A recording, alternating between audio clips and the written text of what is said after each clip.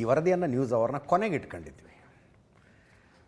7:30 ಸುಮಾರು ಆದಂಥ ಬೆಳವಣಿಗೆಯ ಕಾರಣಕ್ಕಾಗಿ 9 ಗಂಟೆ ಮೊದಲನೇ ಸುದ್ದಿಯಾಗಿ ತೆಗೆದುಕೊಳ್ತಾ ಇದ್ದೀವಿ. ಇದು ಬಿಡದಿ ಟೌನ್ಶಿಪ್ಗೆ ಸಂಬಂಧಿಸಿದ್ದು. ಬಿಡದಿ ಟೌನ್ಶಿಪ್ ನಿಮಗೆಲ್ಲ ಗೊತ್ತಿದೆ. ಡಿ ಕೆ ಶಿವಕುಮಾರ್ ಅವರು ಶತಾಯಗತಾಯ ಅಲ್ಲೊಂದು ಟೌನ್ಶಿಪ್ ಮಾಡದೆ ಅಂತ ಹಠಕ್ಕೆ ಬಿದ್ದಿದ್ದಾರೆ. ಮಾಡೋದಕ್ಕೆ ಯಾವ ಕಾರಣಕ್ಕೂ ಬಿಡೋದಿಲ್ಲ ಅಂತ ಕುಮಾರಸ್ವಾಮಿ ಅವರು ಹಠಕ್ಕೆ ಬಿದ್ದಿದ್ದಾರೆ. ಟೌನ್ಶಿಪ್ ಮಾಡೇ ಮಾಡ್ತೀವಿ ಅಂತ ಹೊರಟಿರುವ ಡಿ ಕೆ ಶಿವಕುಮಾರ್ ಅವರಿಗೆ ಇದು ನಮ್ಮ ಪ್ರಾಜೆಕ್ಟ್ ಅಲ್ಲ ಸ್ವಾಮಿ, 2006ರಲ್ಲಿ ಕುಮಾರಸ್ವಾಮಿ ಅವರೇ ಶುರು ಮಾಡಿದ ಪ್ರಾಜೆಕ್ಟು ಅನ್ನೋದು ಒಂದು ಲಿವರೇಜ್ ಪಾಯಿಂಟಾಗಿ ಸಿಕ್ಕಿದೆ. ಕುಮಾರಸ್ವಾಮಿ ಅವರ ಸರ್ಕಾರದಲ್ಲಿ ಶುರುವಾದ ಯೋಜನೆ ಇದು ಅಂತ ಕುಮಾರಸ್ವಾಮಿ ಅವರು ಅದರ ಬಗ್ಗೆ ಇವತ್ತು ಪ್ರೆಸ್ ಮೀಟ್ ಮಾಡಿದ್ರು. ಹೌದ್ರಿ, ನನ್ನ ಸರ್ಕಾರದಲ್ಲಿ ಶುರುವಾಗಿತ್ತು, ಬಟ್ ವಿರೋಧ ನೋಡಿ ನಾನು ಕೈ ಬಿಟ್ಟೆ ಅದನ್ನು ಅಂತ. ವಿರೋಧ ನೋಡಿ ಜೊತೆಗೆ ಕಾಂಗ್ರೆಸ್ನವರು, ಸ್ವತಃ ಸಿದ್ದರಾಮಯ್ಯನವರು ಫಲವತ್ತಾದ ಭೂಮಿ ಇದೆ, ತೆಂಗಿನ ಮರಗಳಿದ್ದಾವೆ, ಅದನ್ನೆಲ್ಲ ಕಡಿದು ಟೌನ್ಶಿಪ್ ಮಾಡಬೇಡಿ ಅಂತ ಸದನದಲ್ಲಿ ನಿಂತ್ಕೊಂಡು ಮಾತಾಡಿದ್ರಂತೆ. ಸರಿ ಬಿಡಿ ಬೇಡ ಅಂತ ಕುಮಾರಸ್ವಾಮಿ ಅವರು ಬಿಟ್ಟಿದ್ರಂತೆ. ಬಿಟ್ಟಿದ್ದೆ ನಾನು, ಈಗ ಅದನ್ನು ಮತ್ತೆ ಶುರು ಮಾಡ್ಕೊಂಡಿದ್ದೀರಿ. 4,000 ರೈತರು ತಮ್ಮ ಅಬ್ಜೆಕ್ಷನ್ ಫೈಲ್ ಮಾಡಿದ್ದಾರೆ, ಮಾಡಬೇಡಿ ನಮ್ಮ ಜಮೀನಿನಲ್ಲಿ ಅಂತ. ಒಬ್ಬರ ಜೊತೆಗಾದರೂ ಮಾತಾಡಿದ್ದೀರಾ ಅಂತ ಕುಮಾರಸ್ವಾಮಿ ಅವರು, ಕೇಂದ್ರ ಸಚಿವ ಕುಮಾರಸ್ವಾಮಿ ಅವರು ಒಂದು ಪ್ರೆಸ್ ಮೀಟ್ ಮಾಡಿದ್ರು.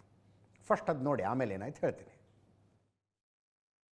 ಈ ರಾಜ್ಯದ ಮುಖ್ಯಮಂತ್ರಿಗಳು ಇದು ಕುಮಾರಸ್ವಾಮಿಯ ಕೂಸು ಅನ್ನೋದು ಬೇರೆ.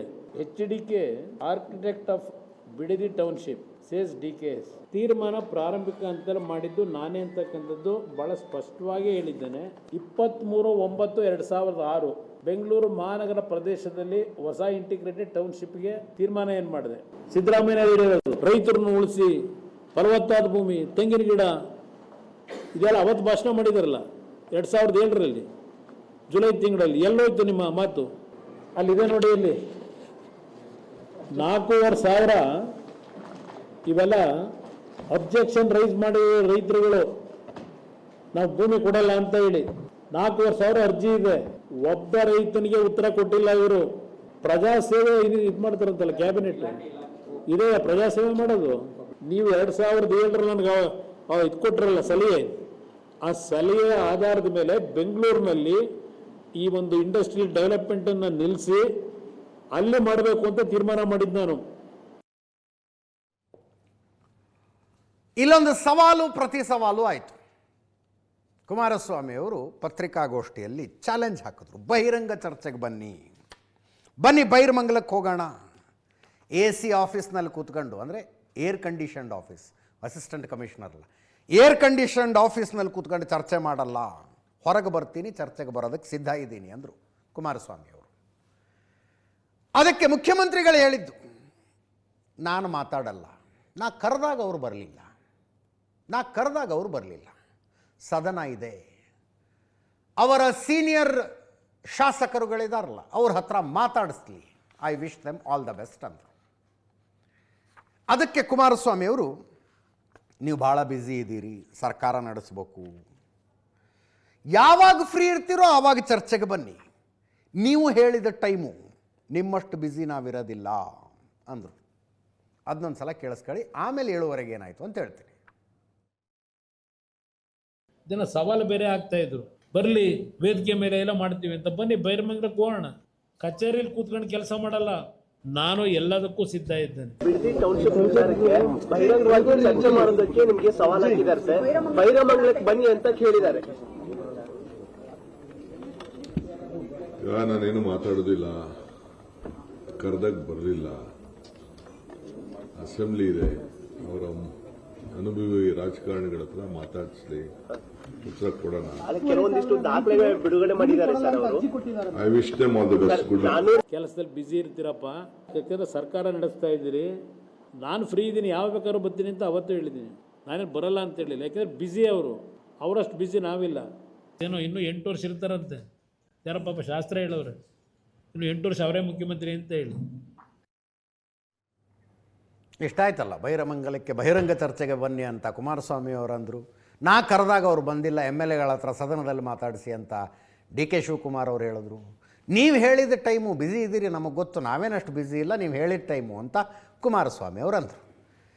ಸಾಯಂಕಾಲ ರಪ್ ಅಂತ ಮುಖ್ಯಮಂತ್ರಿಗಳದೇ ಲೆಟರ್ ಹೆಡ್ನಲ್ಲಿ ಒಂದು ಲೆಟರ್ ಬಂದುಬಿಡ್ತು. ನೋಡ್ತಾ ಇದ್ದೀರಿ ಸ್ಕ್ರೀನ್ ಮೇಲೆ. ಕುಮಾರಸ್ವಾಮಿ ಅವರೇ, ತಾವು ಪ್ರಾರಂಭಿಸಿದ ಬಿಡದಿ ಟೌನ್ಶಿಪ್ ಯೋಜನೆಗೆ ಸಂಬಂಧಿಸಿದಂತೆ ತಮ್ಮ ಜೊತೆ ನಾನು ಚರ್ಚಿಸಲು ಉತ್ಸುಕನಾಗಿದ್ದು ದಿನಾಂಕ 26/6/2026 ಬೆಳಗ್ಗೆ 11 ಗಂಟೆಗೆ ವಿಧಾನಸೌಧಕ್ಕೆ ತಾವು ಮತ್ತು ತಮ್ಮ ತಂಡದ 5 ಪ್ರತಿನಿಧಿಗಳೊಂದಿಗೆ ನನ್ನ ಕಚೇರಿಗೆ ಆಗಮಿಸುವಂತೆ ತಮ್ಮನ್ನು ಕೋರುತ್ತೇನೆ ಅಂತ ಮಾಡಬೇಕು ಅಂತಿದ್ರಲ್ಲ ಡಿಸ್ಕಷನ್ನು. 26ನೇ ತಾರೀಕು ಬೆಳಗ್ಗೆ 11 ಗಂಟೆಗೆ ತಾವು ಬನ್ನಿ, ತಮ್ಮ ಜೊತೆಗೆ ಒಂದು 5 ಜನ ಕರ್ಕೊಂಡು ನನ್ನ ಆಫೀಸಿಗೆ ಬನ್ನಿ, ಚರ್ಚಿಸುವುದಕ್ಕೆ ನಾನು ಉತ್ಸುಕನಾಗಿದ್ದೇನೆ ಅಂತ ಮುಖ್ಯಮಂತ್ರಿಗಳ ಪತ್ರ. ಅದಕ್ಕೆ ಕುಮಾರಸ್ವಾಮಿಯವರು ಉತ್ತರ ದೊಡ್ಡದಿದೆ, ಪಾಯಿಂಟ್ಸ್ ಹೇಳ್ಬಿಡ್ತೀನಿ.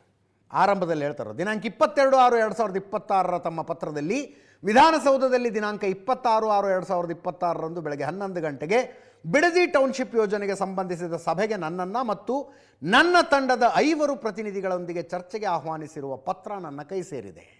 ತಮ್ಮ ಆಹ್ವಾನಕ್ಕೆ ಧನ್ಯವಾದಗಳು ಅಂಥೇಳಿ ಈ ಪತ್ರದಲ್ಲಿ ಉತ್ತರದಲ್ಲಿ ಕುಮಾರಸ್ವಾಮಿಗಳು ಏನು ಹೇಳ್ತಾರೆ, ಕುಮಾರಸ್ವಾಮಿಯವರು, ನನಗೆ ಜೂನ್ 26ನೇ ತಾರೀಕು ಪೂರ್ವ ನಿಗದಿತ ಕಾರ್ಯಕ್ರಮ ಇದೆ.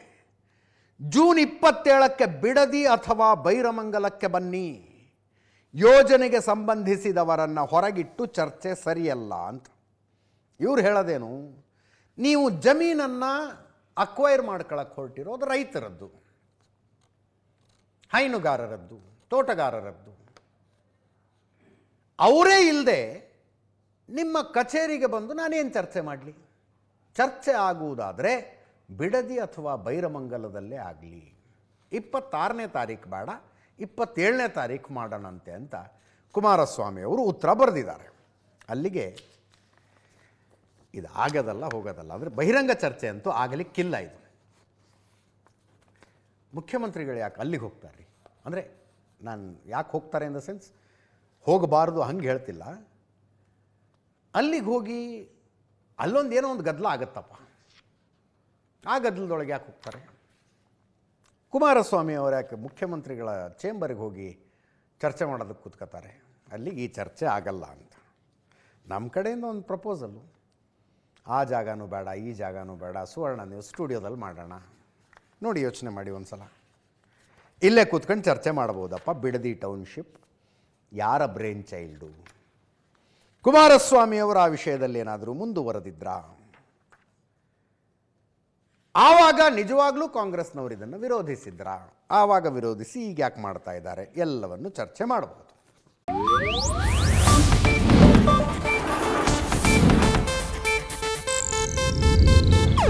ಇದು ಏಷ್ಯಾನೆಟ್ ನ್ಯೂಸ್ ನೆಟ್ವರ್ಕ್ ಪ್ರಸ್ತುತಿ.